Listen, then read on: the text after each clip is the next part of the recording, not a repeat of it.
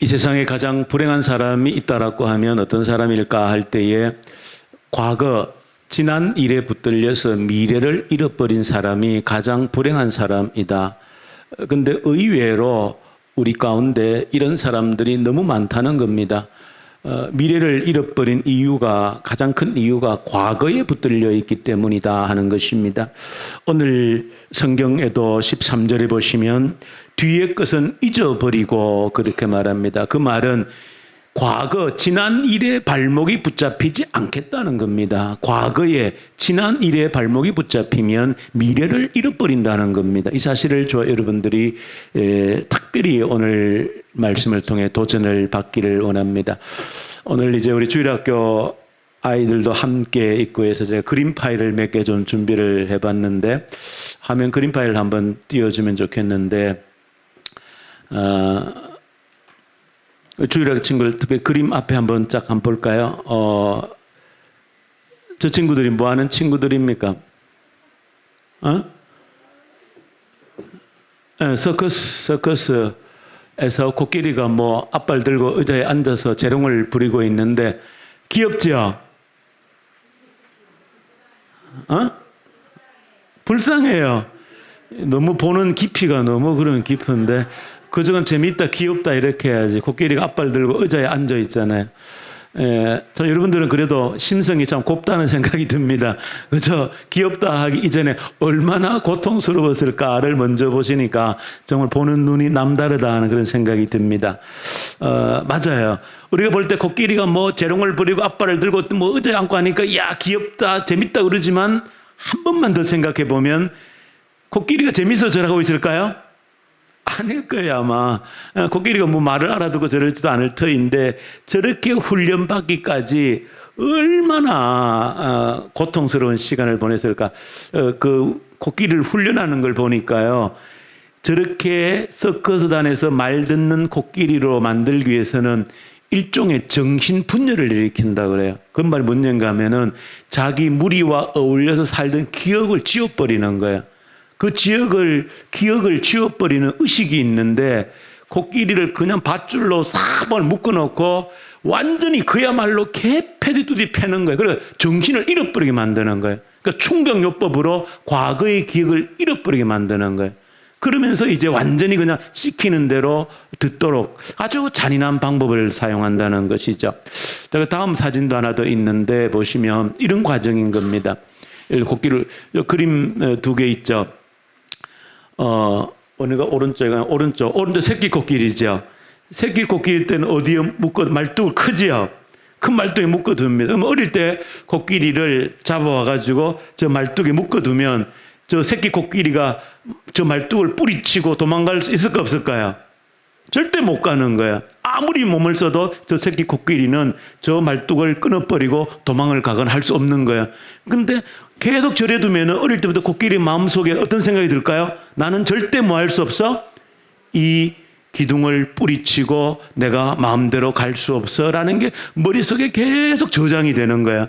그럼 나중에 그림처럼 어떻게 해도 어른 코끼리가 되었는데 이제는 뭐에 묶어놨습니까? 조그마한 말뚝에 묶어뒀죠. 아마 저런 것들 우리 친구들이 발로 툭 차도 부러질 수 있는 그런 말뚝인데도 이 어른 코끼리는 어릴 때부터 뭐가 기억되어 있을까요?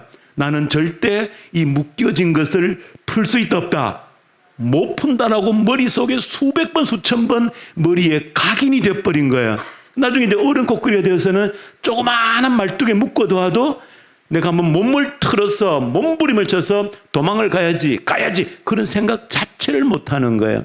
저게 뭔가 하면 오늘 코끼리가 보여주는 게 뭡니까? 과거에 묶여서 미래를 잃어버린 것을 아주 대표적으로 보여주고 있는 겁니다. 우리 사람이 이렇다는 거예요.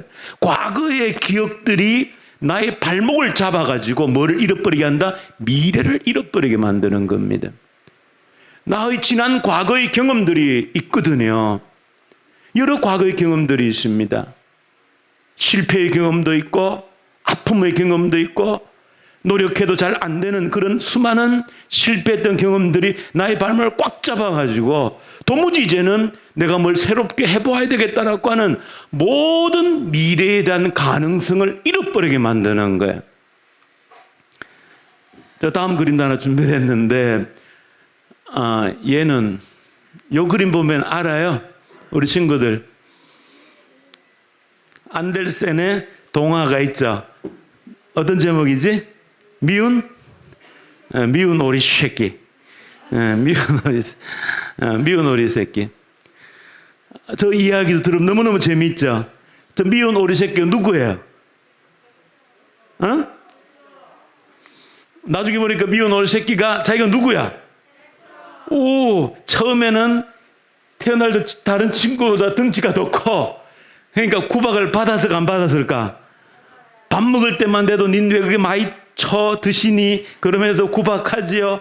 너 왜 또 우리하고 색깔이 다르니 하고 구박하지요. 뭐 그냥 보니까 형님 누나 오빠 같은데 어울리질 못하는 구박하죠. 왜 생긴 게 다르다. 넌 등치가 왜 크니? 색깔이 왜 그렇니? 먹는 게 왜 다르니? 노는 게 왜 다르니? 뭐 넌 수영도 잘 못하네? 물속에도 못 온갖 구박하고 하니까 이 미운 오리 새끼 동화책에 보면 이 미운 오리 새끼 나중에 이제 집에서 못 살고 막 도망 다니죠. 그러면서 이 집 저 집 다니면서 구박받고 막 다 천대받죠. 고양이 집에 가도 천대받고 다 하다가 나중에 막 울면서 이제 가는데 어느 날 비가 오는데 한번 이제 퍼덕인다고 푹 했는데 자기도 뭐 하는 거야? 하늘을 날고 있는 자기 모습을 발견하게 되죠. 그러니까 나중에 보니까 물속에 비친 자기 모습을 보니 자기 누구야? 백조. 그 밑에는 백조들이 갇혀 놀자고 막 손짓하죠. 그래서 자기가 누군지를 모르니까 그렇게 눈물을 흘리고 구박받고 살았는데 나중에 알고 보니 자기가 백조인 거예요. 하늘을 마음껏 날아다닐 수 있는 오리하고는 비교도 안 되는 백조가 자기 모습이었다는 것을 보여주는데, 과거에 붙들려 있으면 우리가 진짜 백조인 걸 잃어버리고 사는 그런 미래를 잃어버리는 그런 사람이 되어질 수 있다는 겁니다. 다음 그림 보면 우리가 과거가 우리가 붙들고 있는 짐들이 많이 있어요. 우리는 가난하다. 아이, 우리 집은 가난해. 아이, 난 지금 돈이 별로 없어. 이게 내 과거인 거예요. 이게 내 과거여서 이게 내 발목을 잡는 거야. 너는 가진 게 없잖아. 너가 아빠 엄마는 부자가 아니잖아. 너는 재산을 많이 물려받지 못했잖아. 너는 뭐 이것도 없고 저것도 없고 집도 없잖아. 자동차도 없잖아. 아무것도 없잖아. 이 가난이 내 과거가 되어져 가지고 내 발목을 꽉 잡아버려 가지고 뭘 잃어버리게 만든다? 내 미래를 빼앗아버리는 거예요.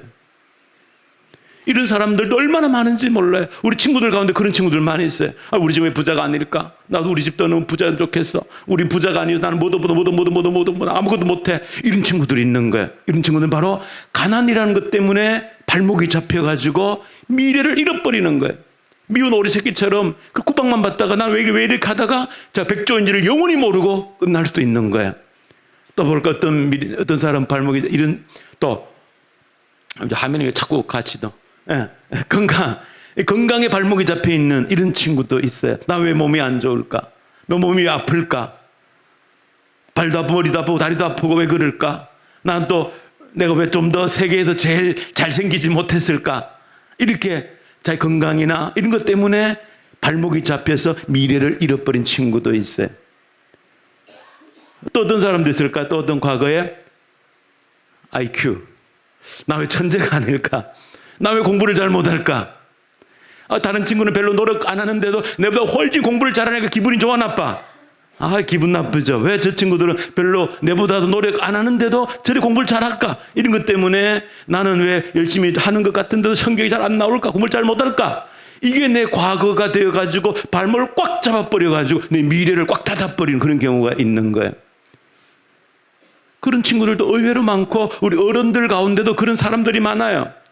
나는 왜 공부를 잘 못했을까? 나도 공부를 좀 잘했으면 좋은 대학도 가고 이렇게 가도 좋은 됐을 텐데 나는 왜 공부를 잘 못했을까? 하면서 그 과거가 내 발목을 꽉 잡고 있어서 도무지 미래를 열어가지 못하는 그런 사람들이 얼마나 많은지 몰라요. 마지막 하나 더 있나요? 나는 성격이 왜 이래? 나 성격 탓하는 사람도 있습니다. 나는 그저 왜 성격이 왜 이렇게 못났을까? 왜 다른 사람들 잘 어울리지 못하고 자꾸 싸우고 부딪히고 왜 이렇게 될까? 내 왕따가 왜 됐을까? 나는 사람들과 어울리지 못하는 사람인가 봐. 나는 도무지 사람들과 함께 이렇게 갈 수 있는 사람이 아닌가 봐. 늘 사람들이 날 싫어해. 날 왕따로 만들어. 이게 내 과거가 내 발목을 꽉 잡아가지고 미래로 나가지 못하는 그런 친구들이 의외로 많이 있어요. 그래서 용기를 잃어버리는 거예요. 누가 어울리는 걸 잃어버리는 거예요.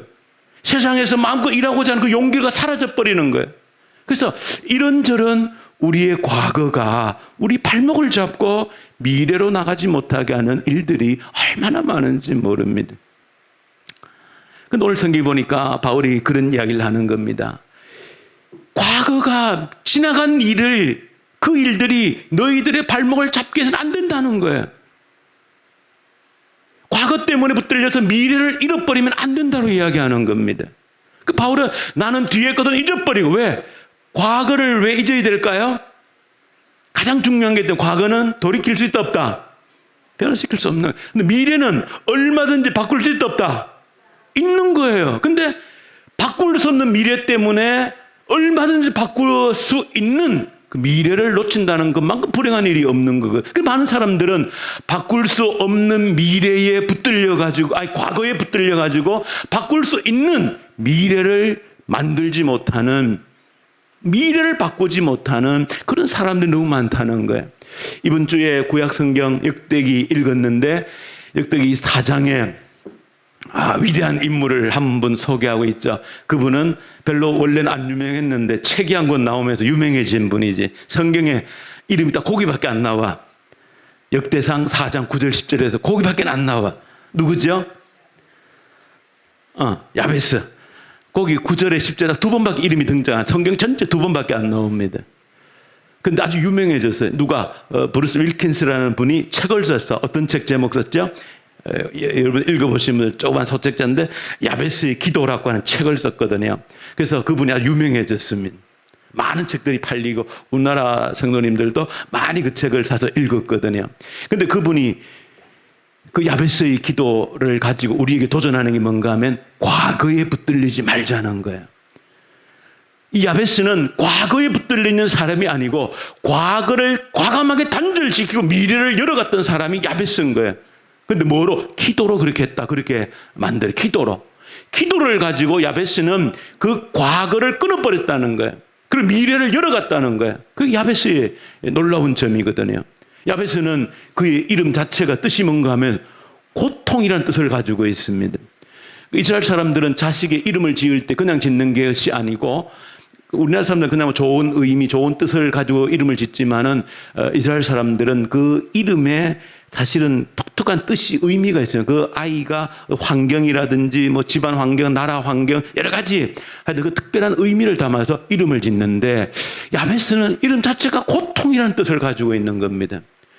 근데 성경 자체에는 아주 짧게 기록이 되어졌기 때문에 이 야베스가 어떤 고통의 짐을 지고 있는지 구체적으로 설명이 없어요. 그래서 많은 사람이 추측을 해봅니다. 야베스가 어떤 고통이 있었길래 그 엄마가 이름을 지을 때에 야베스, 고통이라는 이름을 지었을까? 맞아. 아버지가 이름이 안 나오는 거 보니까 이 야베스는 태어나자마자 아버지가 잃어버린, 아버지가 먼저 돌아가신 그 유복자 같은 그런 아들이 아닐까. 왜냐하면 그 옛날에 아버지가 없다는 것만큼 슬픈 일이 없거든요. 엄마가 홀로 아이를 키운다는 것만큼 어렵고 힘든 일이 없는 거예요. 그래서 아버지가 없는 그런 아들이어서 고통이라는 이름을 짓지 않았을까. 그래서 그 어린 시절 얼마나 어렵게 살았을까. 그렇게 추측하는 사람들도 있고, 또 여러 가지 아니야. 그 정도 가지고 이름을 고통이라는 이름으로 짓진 않았을 거야. 아마 야베스는 태어나면서 자기 육체적으로 엄청난 평생 고칠 수 없는 질병을 가지고 장애인으로 태어났을 거야. 아마 그렇게 추측하는 사람들도 많이 있습니다. 그래서 누가 볼 때라도 정말로 인생의 고통이라는 것을 짊어지고 태어난 사람의 상징이 누구예요? 야베스인 거예요. 누구라도 볼 때 그냥 야베스 그러면 사람들 머리에 떠오르는 거지. 고통. 머리에 그렇게 떠오르는 거죠. 왜? 아니 어떻게 태어날 때부터 저렇게 몸이 정상적이지 않고 걷지도 못하고 제대로 듣지도 못하고 그런 사람으로 태어났다 할 때에 누구라도 야베스를 기억하면 다른 거 아무도 기억이 안 나. 아, 고통 그 자체야. 고통스러운 거 그것밖에는 그 아이를 기억할 때 기억나는 게 없는 거예요. 그래서 많은 사람들이 아마 야베스는 태어날 때부터 그런 무거운 짐을, 고통의 짐을 지고 태어났을 거다, 그렇게 추측을 하는 거. 목사님 생각할 때도 아마 야베스가 그런 쪽에 무게가 있지 않나 생각이 들어요. 그래서 누구라도 볼 때 정말로 고통스러운 중에 살아가는구나. 뭐 거기에다가 이제 아버지도 없고 가난하고 그런데다가 자기 몸까지 병들고 정말 고침할 수 없는 그런 평생의 장애를 가지고 살아야 되는 때 누구라도 보면 고통이다 할 정도가 되어서 그의 이름을 야베스, 고통이라고 이름을 짓지 않았겠는가 하는 생각이 드는 겁니다. 그런데 그런 야베스가 누구라도 볼 때 인생에 가장 무거운 짐을 졌던 야베스가 성경에 딱 보시면 하나님께 아뢰어 기도했다는 겁니다. 정말 여기 놀라움이 있는 겁니다. 인생에 많은 사람들이 있지만 첫 번째, 고통의 짐을 지고 있는 사람은 많이 있지만 그 많은 사람들 가운데 자기 인생의 고통의 짐을 지고 하나님을 향해 기도하는 사람은 특히 드물다는 겁니다. 극히 드뭅니다. 제가 봐도 쉽지 않아요. 정말 여러분들이 내가 하나님께 기도하는 사람이라면 정말 하나님이 큰 은혜를 주신 줄 알아야 됩니다. 사람들이 아무리 고통을 당해도 기도할 줄 모르는, 하나님을 향해 손을 들고 기도할 줄 모르는 사람들이 얼마나 많은지 모릅니다. 그렇게 고통스러워하다가 끝나는 겁니다. 비참하게 그 삶이 끝나는 겁니다. 그런데 고통의 인생의 짐을 지고 하나님을 향해 기도할 수 있다는 것 얼마나 큰 축복인지 모르는 겁니다. 여러분 그 사실을 아셔야 됩니다. 하나님을 향해 기도할 수 있다는 거, 이건 놀라운 특권이고 은혜입니다. 그러므로 이 사실을 보면 저 여러분들이 여러분 자신뿐 아니라 누구를 위해, 여러분 자녀를 위해, 여러분들이 책임지고 양육하는 자를 위해 여러분이 기도할 수 있다는 것은 놀라운 특권이라는 것을 아셔야 됩니다. 거기 희망이 있는 겁니다. 하나님을 향해 기도할 수 있다. 그를 위해서, 자녀를 위해, 내가 양육하는 사람을 위해 기도할 수 있다라고 하는 자체가 엄청난 은혜고 놀라운 특권입니다. 그 두 번째는 또 기도하는 사람은 많은데 기도로 그야말로 인생을 완전히 180도 바꾼 사람은 또 드물다는 겁니다. 왜? 기도가 쉬운 일이 아니기 때문에 그렇습니다. 기도하는 것이 그렇게 쉬운 일이 아닙니다. 저도 기도를 해보면서 할수록 느끼는 것이고, 우리의 신앙의 선배들이 기도했던 그 이야기들을 들었던 것을 기억해보면, 정말 내가 기도한다는 것이 정말 세 발의 피다 하는 생각을 하는 거예요. 해보려고 하는데 기도가 쉽지 않은 겁니다. 왜? 시간을 내야 되고 공간, 자리를 구별해야 되고 매일매일 시간과 자리를 구별해서 하나님 앞에 나를 세운다는 것이 정말 쉬운 일이 아닙니다. 기도를 해보신 분들은 알 거예요. 작정을 하고 며칠을 하는데, 몇 주를 하는데, 몇 달을 하는데, 몇 년을, 10년을, 20년을 하루같이 시간과 공간을 구별해서 하나님께 기도로 나간다는 것은 결코 쉬운 일이 아닙니다. 그래서 저 여러분의 성경에 위대한 인물 안나라는 여인이 있죠. 누가복음에 83년간을 기도하며 기다렸다라고 할 때에 대단한 것입니다. 그래서 그런 은혜를 주시는 겁니다. 이 땅에 하나님의 아들이 오시는 것을 눈으로 볼 수 있는 그 영광을 허락하신 겁니다. 80년을 넘게 한결같이 기도했다는 겁니다. 그런데 그 기도가 결코 쉬운 게 아닙니다. 많은 사람들이 그런 도전을 못 해봅니다. 안타까운 것이 있죠. 살아계신 하나님 앞에 그런 도전을 못 해보는 겁니다.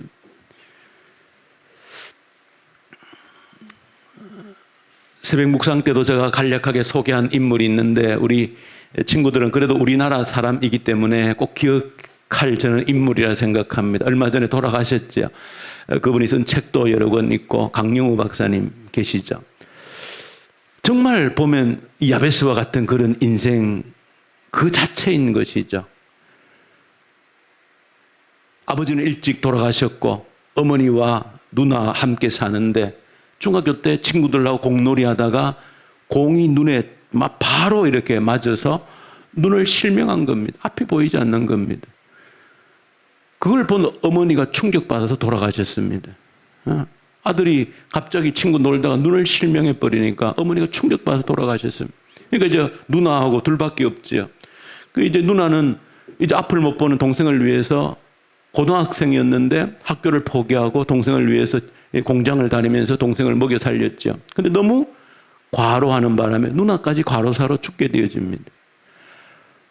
아버지 돌아가시고 어머니 충격으로 돌아가시고 누나는 과로로 먼저 또 죽고 자기는 앞이 보이지 않는 맹인이 되었고, 글쎄요, 그야말로 야베스처럼 그를 생각하면 고통이다 하는 말밖에는 나오지 않겠지요. 누구라도 그 인생을 보면 고통이다 하는 말밖에 더 나오겠습니까? 그런 고통의 인생의 무거운 짐을 짊어진 자가 어떤 미래를 만들어갈 수 있다라고 우리가 생각할 수 있을까요? 정말로 생각만 해도 끔찍하지요.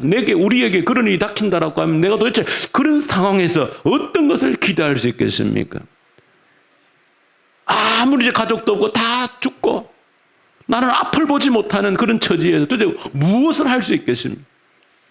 근데 그분이 이제 맹인이 되어서 점자로 공부를 하고 점자로 공부를 해서 연세대학을 졸업하고 미국 피츠버그 대학까지 가서 박사학위까지 받고 미국의 미 행정부의 차관보까지 올라가셨죠.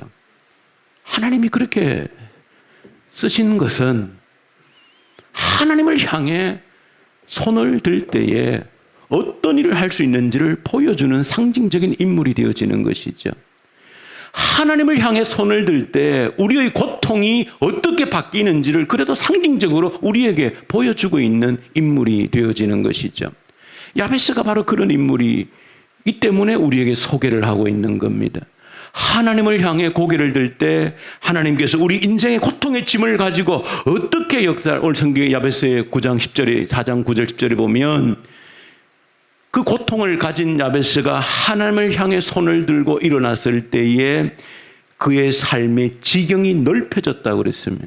인생의 지경이 바뀐 것이죠. 삶의 영역이 바뀐 겁니다. 그저 내 울타리가 우리 집 방구석 정도가 아니고 온 세상으로 그 삶의 지경이 넓혀졌다라고 그렇게 첫 번째 그가 받은 복을 성경 자체에서 기록을 해주고 있는 겁니다. 저 여러분들이 인생의 짐들이 아무리 무거워도 아무리 누가 나를 볼 때 그냥 고통이란 건 외에는 설명할 길이 없는 그런 인생의 가운데 내 자신이 던져졌다 할지라도 하나님을 향해 손을 들고 기도만 할 수 있다라고 하면 우리 삶의 지경이 바뀌게 될 줄로 믿습니다. 여러분들 여러 가지 어려운 점들이 얼마나 많이 있습니까? 여러분들 가운데 인생의 짐들이, 제가 우리 성도님들 한 사람 한 사람 쭉 기도할 때마다 저는 그 가정에 어떤 누구도 그 인생에 짐이 없는 가정은 한 가정도 없습니다. 무거운 짐이 없는 가정은 한 가정도 없습니다. 여러분들 생각할 때 저 집은 뭐 제법 괜찮겠구나, 평안하게 살겠구나, 아닙니다. 다 짐들이 있습니다. 다 무거운 짐들을 가지고 있습니다. 저 여러분들 우리 인생을 짓누르는 짐들이 있습니다.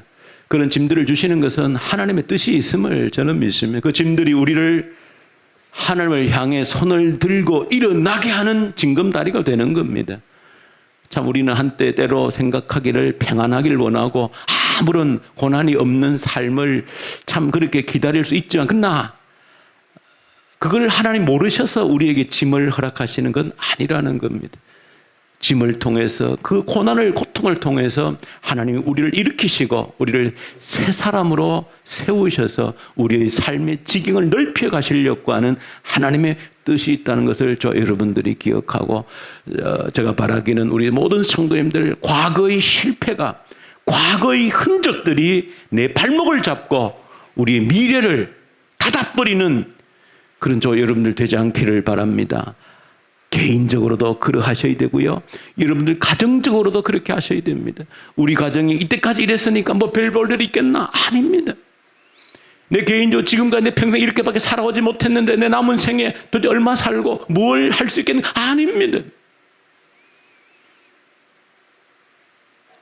하나님은 우리가 상상할 수 없는 영역을 준비하셨음을 저는 믿습니다. 우리 교회도 마찬가지입니다.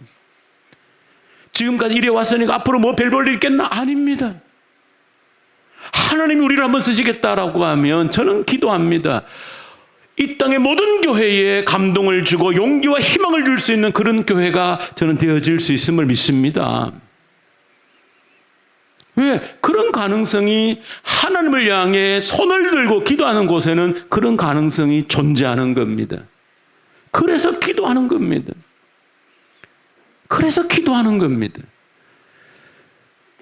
우리 개인, 가정, 교회가 또 나아가서는 이 나라의 민족이 그런 나라가 되어질 수 있도록 지금까지 우리나라가 이랬으니까 앞으로 더 뭐 별 거 있겠는가? 아닙니다.